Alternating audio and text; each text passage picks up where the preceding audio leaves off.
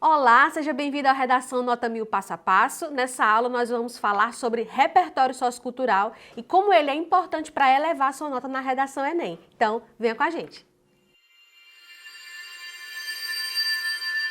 Oi, seja bem-vindo, eu sou a professora Larissa e estou aqui para ajudar você na sua preparação para o Enem. Nosso próximo uso aqui de repertório é a literatura. Gente, nós vamos falar sobre ficção. Apenas obras de ficção. Deixa aqui nos comentários se você quer ver outros usos de repertório com obras de não ficção ou outros elementos. Comente aqui pra gente saber quais são os temas que vocês querem ver aqui no nosso canal do YouTube, tá certo? A gente vai utilizar a literatura como repertório sociocultural de uma forma inteligente. Primeira coisa que você tem que fazer é priorizar uma temática relevante. Certo? Por quê? Porque tem muito livro, tem muita história para ser contada, muita história que está escrita, publicada. Então, se você pega uma temática muito ampla ou uma temática que vai demorar para que você amarre na sua argumentação, você vai perder tempo, vai perder linha. Outra coisa que vai fazer você perder linha é se você pega um autor pouco conhecido ou uma obra de pouco destaque. Por quê? Porque você vai ter que explicar, fazer um contexto maior para o seu corretor. É diferente de você pegar uma obra já conhecida, uma obra já de relevância, que aí você pode enxugar mais essa explicação. Faça o combo, recorte, contextualização de forma sucinta, certo? Por quê? Porque quando você faz isso, você faz a introdução, você apresenta a obra, você amarra na sua argumentação e não perde muito tempo de escrita, você não perde muita linha aí que são preciosas para a sua redação, tá? Olha aqui um exemplo que eu trouxe para vocês. No livro 1984 de George Orwell, é retratado um futuro distópico em que um Estado totalitário controla e manipula toda forma de registro histórico e contemporâneo, a fim de moldar a opinião pública a favor dos governantes. Ponto. Olha só como ele fez. Ele fez em 2 linhas contextualização e recorte de forma sucinta, de uma maneira ótima. Prático, objetivo, falou o nome do livro, falou o nome do autor, deu aí um panorama do que era a história da obra e pronto, né? Ele não se estendeu muito aqui. Aí ele vai continuar.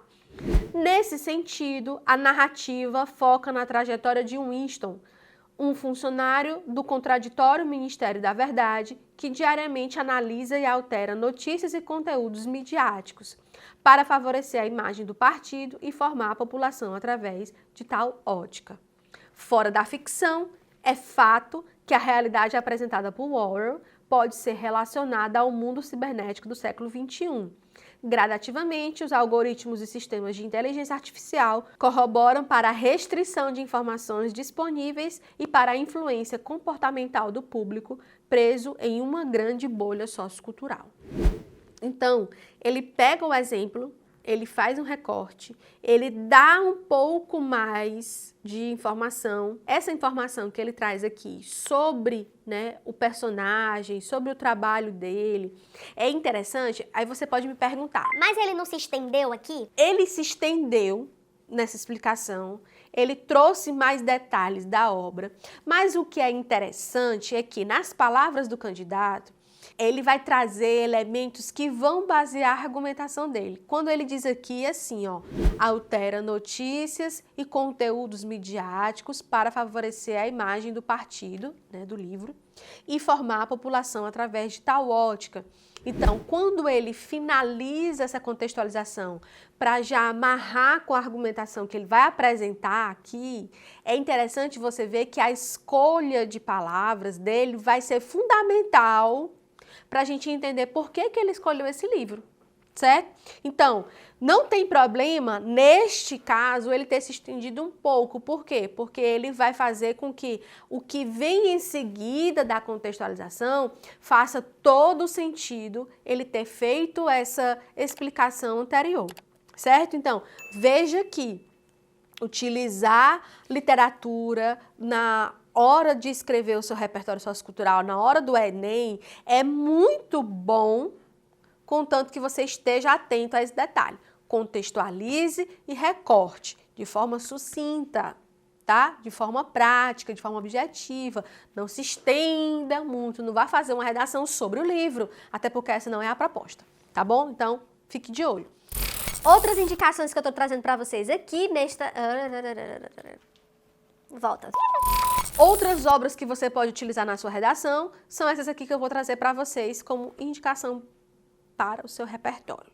O primeiro livro é O Alienista, Machado de Assis. Machado de Assis é o nosso grande autor de literatura brasileira. É interessante falar sobre Machado, porque ele é brasileiro e geralmente os nossos temas de redação trazem um pouco, né, dessa característica social e cultural brasileira. Então, falar de um autor brasileiro até facilita para você aí fazer esse uso desse repertório, certo? Machado também é um clássico da nossa literatura, então é importante que você tenha aí um olhar mais carinhoso sobre a obra do Machado de Assis. E essa obra em específico, que é O Alienista, é, na verdade, um conto. Na verdade, tem aqui uma controvérsia, né? Tem gente que chama de conto, tem gente que chama de novela. A novela ela é um pouco mais longa, ela tem um recorte temporal maior, né? Então, não é muito o tema da nossa aula, mas só para vocês entenderem aqui essa nomenclatura do Alienista, do Machado de Assis. Então, eu considero como uma novela pela duração de tempo que ele tem, mas ele é menor do que um romance e maior do que um conto. Então, ele está aqui nesse intervalo, tá bom? Então, fique de olho aí nisso aí. Continuando. O Alienista de Machado de Assis, ele foi escrito logo no início da produção realista do autor. E é interessante como ele traz alguns temas que são abordados em toda a obra do Machado, mas também ele faz uma espécie, vamos dizer assim, de análise da sociedade brasileira do ponto de vista de um médico, psiquiatra, na época em que estudos a respeito de psiquiatria, de doença mental, não existiam de jeito nenhum. O Machado, ele tinha uma visão muito cientificista do mundo, até porque era uma corrente de pensamento que estava muito em voga no final do século XIX e que, olha só, está aqui de volta no nosso século XXI. Então, fazer uma relação de temas utilizando essa obra aqui do Machado de Assis é super interessante. Outra coisa que ele aborda nessa obra é a visão que se tinha sobre o que era uma doença mental. A gente está aqui no século XIX e a obra em particular, ele trata do período colonial, né? O tempo em que a história se passa é no período colonial, ou seja, é como se fosse ainda mais antigo do que o próprio tempo em que a obra foi escrita. Então é interessante aqui do Alienista, do Machado de Assis, esse olhar sobre a saúde mental do século XIX para cá mudou bastante, tá certo? Próximo livro que eu vou indicar para vocês é A Revolução dos Bichos, de George Orwell, o mesmo autor que a gente viu aqui no exemplo da redação, é o mesmo autor de 1984 e outros livros aqui. O Orwell, é interessante a obra dele porque ele faz uma crítica muito forte às políticas, à cultura, à sociedade do século XX. E ele traz essas críticas em obras distópicas ou em obras bastante interessantes, como é o caso de A Revolução dos Bichos, que é uma fábula. Vocês lembram aí o que é fábula? Quem lembra o que é fábula? Fábula é uma história em que os personagens são animais e que sempre tem uma moral no final, tá certo? Então, A Revolução dos Bichos é uma fábula e traz uma temática super interessante a respeito de relações políticas, sobre totalitarismo, autoritarismo. Ele traz nessa crítica bastante forte ao contexto da Revolução Russa de 1917 e dos países que seguiram esse modelo após a Revolução. Então, ele era um observador da sociedade e ele constrói essa obra baseado nisso. E tem uma frase no final, que é uma frase célebre desse livro, que é bastante interessante para nós entendermos do que se trata essa obra. Olha só, ele diz: todos os animais são iguais, mas uns são mais iguais do que os outros. Então, é importante a gente entender essa reflexão que fecha a obra para você entender como começou a história da Revolução dos Bichos até o final. Ele não é um livro longo, ele é um livro relativamente curto, muito bom de entender, né? Uma linguagem fácil. Então, eu aconselho aqui a você, né, Tire um dia para ler A Revolução dos Bichos, é uma leitura super interessante e que conversa bastante com os nossos tempos atuais. Então, trazer esse livro do Orwell para a sua redação vai ser uma boa utilização para repertório, tá bom? Deixa aqui nos comentários se você quer ver, além desses que nós vamos apresentar aqui nessa aula, outros tipos de repertório. Deixa aqui que a gente prepara essa aula para vocês aqui no YouTube, certo?